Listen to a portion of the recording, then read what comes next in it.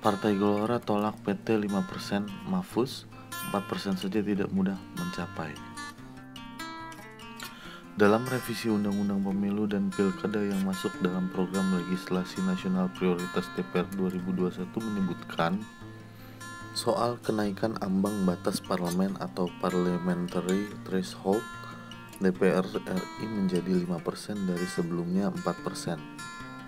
Partai Gelora Indonesia menilai kenaikan ambang batas parlemen dari 5% tersebut dinilai tidak tepat karena akan merugikan suara partai baru dan partai lama.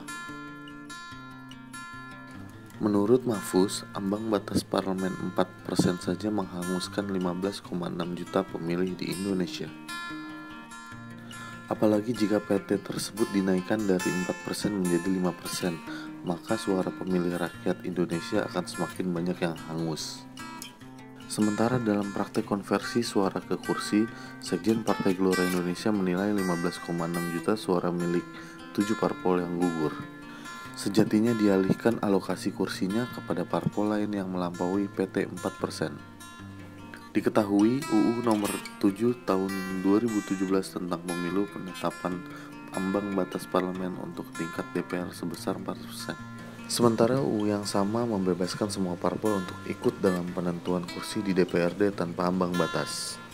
Ambang batas parlemen sendiri merupakan batas minimal suatu partai politik untuk diikuti dalam penentuan kursi dan menempatkan wakilnya di parlemen. Selain itu, RUU Pemilu juga menyebutkan soal ambang batas perolehan suara bagi parpol untuk mendapatkan kursi di DPRD provinsi sebesar 4%.